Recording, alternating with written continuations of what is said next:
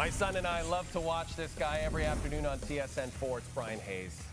And I'll tell you this, Monday's show, Hayes, the O-Dog Noodles, they were fired up. They were upset about the Leafs. And Hayes, I hope you still have some juice left for us here on the show.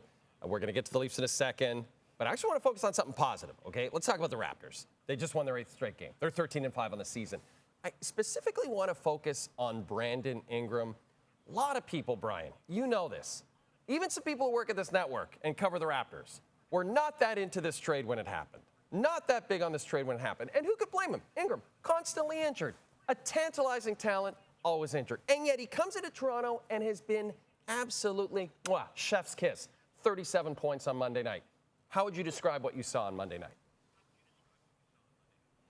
Oh, it was an epic performance. And like you mentioned, it's always been there for Brandon Ingram. We've seen it throughout his career. It's just been, can he stay healthy? And so far, so good for the Raptors. I mean, it wasn't only media members at TSN or certain fans throughout the city or throughout the country. His own agent came out on the record, said the Raptors probably paid him too much money. So his own agent was looking at Brandon Ingram saying, I don't know if he should be making that much money. I don't know if the Raptors made the right call here. But again, early in this season, it has been a brilliant fit.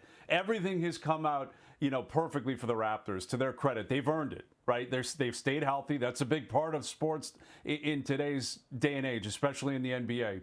They've stayed healthy. Brandon Ingram stayed healthy, and he was outstanding tonight. He did everything you could possibly ask offensively, and credit to his teammates, credit to his coaching staff, because they knew he was the hot hand and they kept feeding him. He put up 30 shots tonight. I mean, those are Kobe Bryant numbers. He got hot and he just kept shooting. And I love that Scotty Barnes kind of led the way tonight, not offensively, not based on the stats, but based on the attitude. And he said it after the game. He said, Ingram was hot. We made sure we got the ball. We got out of the way. We made sure to put him in a position to succeed, and that's happened all season. Whether it's been Ingram like it was tonight, whether it was Scotty Barnes on certain nights, whether it was R.J. Barrett when he was healthy and playing, whether it was Jamal Shed, whether it was Mamu. I could go on and on and on. There have been different guys who have stepped up at different times, and the egos have been checked at the door. And it's easy to do that when you're winning. So credit the staff, credit the players, credit management, credit Masai Ujiri, who's not even there anymore. Right? And it was Masai who ultimately decided, we got to go get this guy, Brandon Ingram. We got to believe in what we're building here. They've been trying to do this for years. Length, size, athleticism. And you look at the way they shot the ball tonight, the way they've played offensively throughout this hot streak, throughout this winning streak. But ultimately, it's been defense. And defense is what wins in every sport, and especially in the NBA. And Cleveland, they've owned them this year. 3-0 against the Cavs. The Cavs couldn't do anything down the stretch. They didn't score the last 4+ minutes. And that's a real testament to, again, the way this team is bought in, including Brandon Ingram, who is not known as a Defensive Player of the Year candidate at any point in his career, but he's even buying in because of what Barnes is bringing to the table, because of what Pirtle and others are bringing to the table, what Darko is clearly preaching at this point. So Brandon Ingram has been healthy. He's been really good. He's been a perfect fit. The Raptors are red hot. You couldn't ask for anything better if you're a Raptors fan to start the season. I love that you brought up Masai Ujiri, too. Deserves a lot of credit for Ingram coming in, took a big chance, acquired him. It's working out great. Why would you get rid of that guy? I digress. Raptors co-tenants, not on a wagon. Not on a wagon, Brian, as you guys talked about at length on Overdrive on Monday. Dead last in the Eastern Conference. They are about to head out on the road for a 5-game road trip. I'm going to borrow a game from your show on TSN Radio. It's role play level of concern. You are playing the role of Toronto Maple Leaf fans, Bryan Hayes. How concerned are you that if this upcoming road trip goes poorly, the season is lost?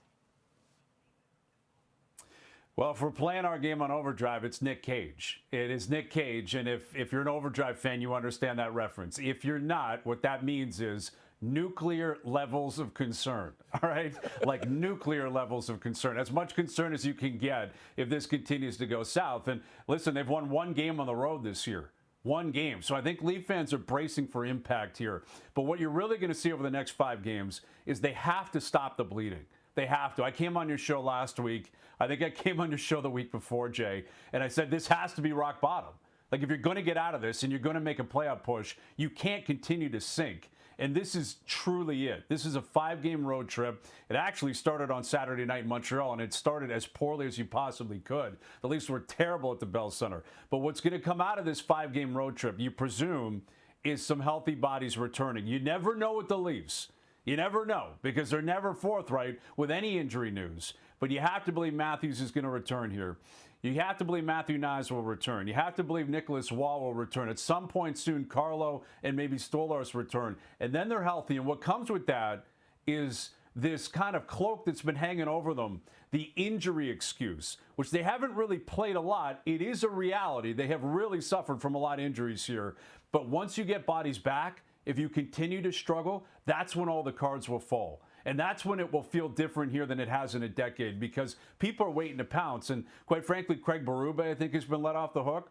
Brad Treliving has been let off the hook. The healthy players have been let off the hook for a couple of different reasons. First and foremost, again, the injuries, as I pointed out. I think when it comes to the addressing of the coach and addressing of the manager, they get off the hook a lot because the fans, they're really anti-players, right? They've had enough of the players, and the scars are so deep from playoff performances in the past, and in particular what happened Game 7 against the Florida Panthers, where you hope, if you're a Leaf fan, that didn't break the franchise, that didn't break the organization, that didn't close the window to the point where this is going to be a write-off season and they're going to have to retool, maybe rebuild into the future and completely come up with a new plan. So the next 5 games are paramount. They've got to stop the bleeding. They've got to start winning on the road. They played those cards. You can't even be 500 on the road anymore, which is what most teams plan on doing. You have to be better than that. So they got to get bodies back, they got to start winning, and they got to start spinning the PR differently in Toronto. They've got to start getting their fans feeling some sort of optimism here. So get players back, start winning games, and then we can start talking. Do they have enough to get to the playoffs? So this is a huge 5-game stretch. You cannot overstate it. It's hyperbole in Game 10. It's hyperbole maybe in Game 15. It's not so much in Game 20. It's certainly not once you get to Game 25 and 30, and that's where they're at right now. So they've got to get going. They've got to start winning. They've got to get healthy bodies back. And if they do, and they keep losing, Nick Cage may not be enough level of concern. It will get crazy. Toronto, and it's going to feel like something we haven't felt in a long, long time. Now, if you want to see how the Leafs do in the remainder of this road trip, you can watch 3 of the remaining games right here on TSN, the home of the National Hockey League in the Leafs region. That's Bryan Hayes. Hot Takes is presented by Harvey's. Things are heating up with Harvey's Buffalo Chicken lineup, including the buffalo chicken sandwich, wrap, nuggets, or poutine for a whole lot of spicy, saucy flavor. Harvey's, it's a beautiful thing.